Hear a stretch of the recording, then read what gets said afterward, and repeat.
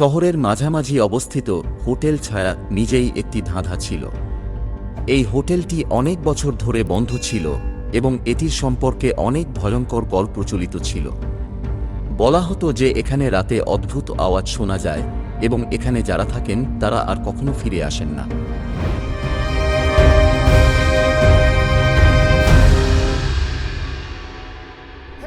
একদিন এই হোটেলের রহস্যময় ঘটনাগুলি তদন্ত করতে বিখ্যাত গোয়েন্দা বিজয়কে ডাকা হয়। তিনি অনেক কঠিন কেস সমাধান করেছিলেন, কিন্তু এই কেসটি তার জন্য সবচেয়ে চ্যালেঞ্জিং ছিল। তিনি হোটেলে একটি রাত কাটানোর সিদ্ধান্ত নিলেন যাতে তিনি এই রহস্যের সমাধান করতে পারেন। রাতের অন্ধকারে বিজয় হোটেলের প্রধান দরজায় পৌঁছালেন। তিনি দেখলেন দরজাটিতে মরচে ধরে গিয়েছে এবং দেওয়ালে ধুলোর মোটা পর্ত জমে রয়েছে। তিনি সাহস সঞ্চয় করলেন এবং দরজাটি ঠেলে ভিতরে ঢুকলেন। ভিতরের পরিবেশ আরও বিপজ্জনক ছিল। চারিদিকে অন্ধকার ছিল এবং বাতাসে এক অদ্ভুত শীতলতা ছিল। বিজয় তার টর্চ জ্বালালেন এবং ধীরে ধীরে এগোতে লাগলেন। তিনি দেখলেন যে হোটেলের ঘরগুলি অগোছালো ছিল, যেন কেউ তাড়াহুড়ো করে সবকিছু ছেড়ে চলে গেছে। হঠাৎ তিনি একটি ঘর থেকে মৃদু আলো দেখতে পেলেন। তিনি ভাবলেন যে হয়তো এটাই সেই সূত্র যা তিনি খুঁজছিলেন। তিনি ঘরের দরজার কাছে পৌঁছালেন এবং ভেতরে উঁকি দিলেন। ভেতরে একটি বুড়ো মানুষ বসেছিলেন, যিনি খুবই ভীত দেখাচ্ছিলেন। বিজয় তাকে জিজ্ঞাসা করলেন, আপনি কে এবং এখানে কি করছেন? বুড়ো মানুষটি কাঁপা কাঁপা কণ্ঠে বললেন, আমার নাম রমেশ।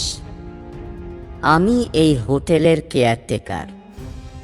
এই হোটেলটি বন্ধ হওয়ার পরও আমি এখানে থাকছি, কিন্তু এখানে কিছু আছে যা আমাদের শান্তিতে থাকতে দেয় না। বিজয় জিজ্ঞাসা করলেন, কি আছে এখানে? রমেশ বললেন, এই হোটেলে একটি পুরানো ধন লুকানো আছে। এই ধন পাওয়ার জন্য অনেক লোক এসেছে, কিন্তু তারা সবাই হারিয়ে গেছে। তাদের কথা অনুযায়ী ধনের রক্ষক আত্মা কাউকে তা পেতে দেয় না। বিজয় ভাবলেন হয়তো এটাই সেই আত্মা যা এই রহস্যময় ঘটনার কারণ।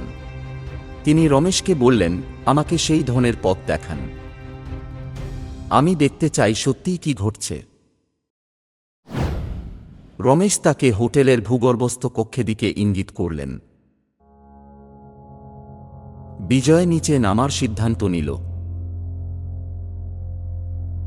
বিজয় নিচে নেমে দেখলেন সেখানে চারিদিকে কঙ্কাল পড়ে আছে এবং একটি পুরানো ট্রাঙ্ক রাখা আছে। তিনি ট্রাঙ্কটি খুললেন এবং দেখলেন সেখানে অনেক মূল্যবান জিনিস ভরা আছে। কিন্তু তখনই তিনি পিছন থেকে কারো পায়ের আওয়াজ শুনলেন। বিজয় ফিরে দেখলেন সেখানে একজন মুখোশধারী লোক দাঁড়িয়ে আছে। তিনি পিস্তল ধরে বললেন, ধন আমার, এটি কেউ নিতে পারবে না। বিজয় দ্রুত প্রতিক্রিয়া দিলেন এবং মুখোশধারীর সাথে লড়াই করলেন। তাদের মধ্যে তীব্র লড়াই হল।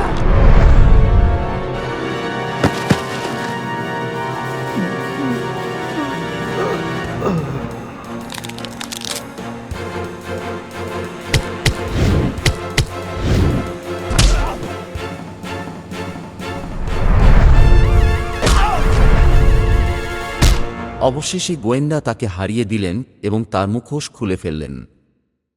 সেই ব্যক্তি আর কেউ নন, বরং হোটেলের প্রাক্তন মালিক এসকে মালহোত্রা ছিলেন, যিনি ধনের লোভে অনেক লোককে হত্যা করেছিলেন।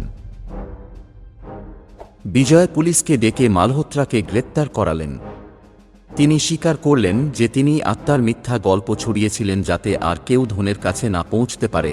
হোটেল ছায়ার রহস্য শেষ পর্যন্ত সমাধান হল এবং গোয়েন্দা বিজয় আরও একটি কঠিন কেস সমাধান করে দেখালেন।